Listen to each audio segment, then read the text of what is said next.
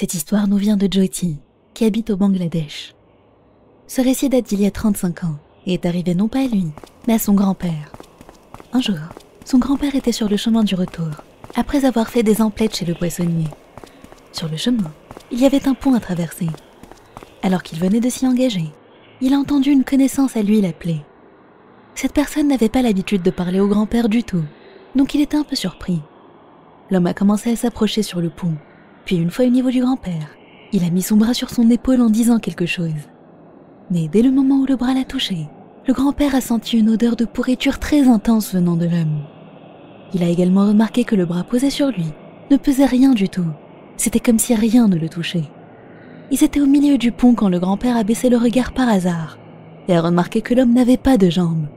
Il flottait en l'air avec son bras autour de ses épaules. Le grand-père a alors réalisé que cet homme était un fantôme se faisant passer pour sa connaissance.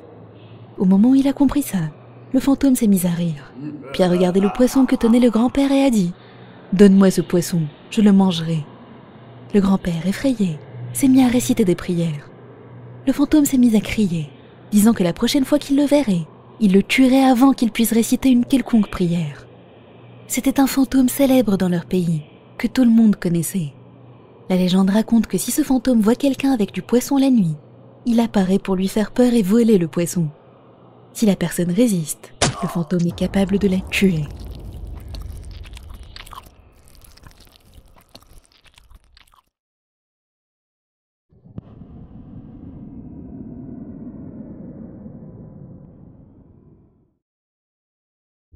Adam ne sait pas quand est-ce qu'ils reviendront.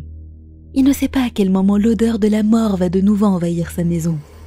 Ses pensées tournant en boucle dans son esprit, il reste réveillé en tremblant nuit après nuit. Quand il ferme les yeux, il se souvient de manière tellement vivide du jour où ils sont venus chez lui pour la première fois. Quand il les a vus, il a pensé que ce n'était qu'un cauchemar unique. Mais il était déjà trop tard quand il a réalisé qu'ils étaient bien plus terribles que ce qu'il pensait. Tout a commencé une nuit où la pluie tombait à flots. Alors qu'il dormait, Adam a soudainement entendu un rugissement fort, comme de la foudre frappant son jardin, suivi par le bruit de sa porte d'entrée en train de s'ouvrir. Paniqué, il a couru dans le salon pour voir ce qui se passait. La scène sous ses yeux était surréaliste. La porte était ouverte, presque entièrement cachée dans un brouillard épais, et 3 hommes s'apprêtaient à la traverser. Quand Adam leur a demandé en criant qui ils étaient, ils ont répondu dans une langue qu'ils n'avaient jamais entendue auparavant. Les hommes portaient des manteaux noirs qui couvraient tout leur corps, donc seul leur visage était visible. Et leurs visages étaient comme des sculptures, très beaux, mais aussi très étranges. Leurs yeux étaient jaunes, et leurs pupilles étaient troubles, comme les yeux d'un poisson mort. Adam leur a crié d'une voix tremblante de sortir de chez lui, mais ils n'ont pas répondu. Ils se sont chacun dirigés vers des recoins sombres de sa maison, un sous le lit, un autre sous la table, et le dernier sous une chaise. Ils se sont tous étendus là sur le sol, complètement immobiles. Peu importe à quel point il leur criait de s'en aller, ils ne réagissaient pas. Adam a fini par appeler la police. Ils sont venus chez lui, mais quand ils ont regardé là où se trouvaient les hommes, ils ont dit qu'ils ne voyaient rien d'autre qu'un manteau noir. Adam avait beau leur répéter que c'étaient des hommes, les policiers insistaient qu'ils ne voyaient rien, et ont fini par partir. Adam était tellement en colère qu'il a attrapé un couteau dans la cuisine, et a hurlé aux hommes allongés par terre de partir. Mais ils n'ont même pas scié. Ils ne savaient plus quoi faire.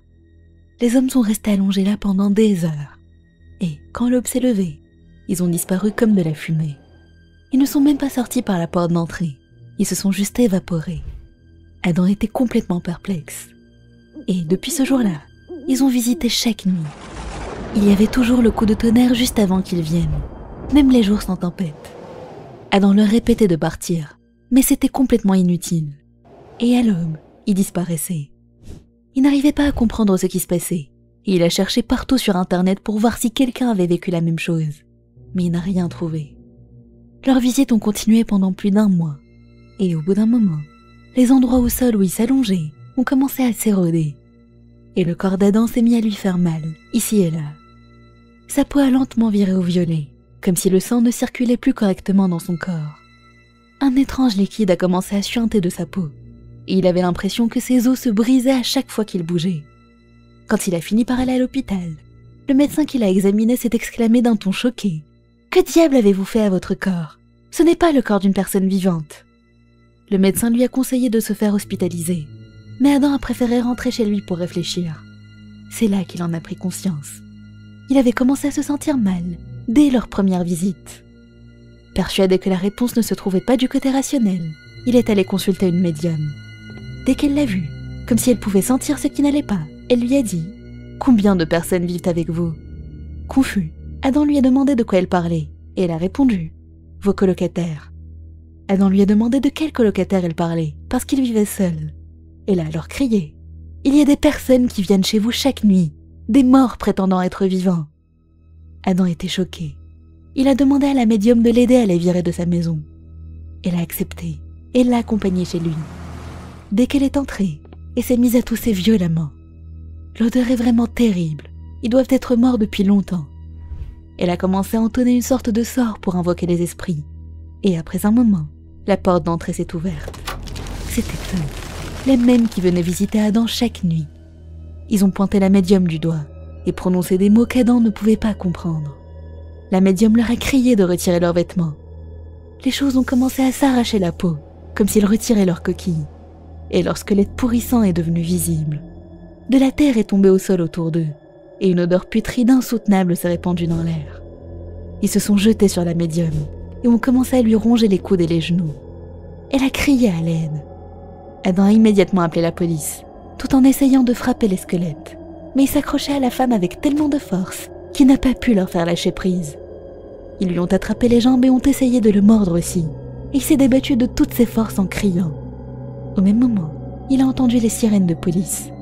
Les squelettes se sont enfuis hors de la maison et ont disparu dans le sol. Les policiers ont appelé une ambulance qui a emmené la médium à l'hôpital. L'ambulancier a dit que tout le cartilage de son genou avait disparu et il ne comprenait pas comment ça avait bien pu arriver. Et s'est fait opérer, mais le chirurgien a dit qu'il lui faudrait une très longue convalescence pour s'en remettre. Le lendemain, Adam a fait ses valises et est parti chez ses parents. Il n'a plus jamais remis les pieds dans cette maison. Il a perdu la médium de vue après ça. Il n'arrivait toujours pas à croire à ce qu'il avait vécu. Qui étaient ces choses? Et pourquoi sont-elles venues chez lui?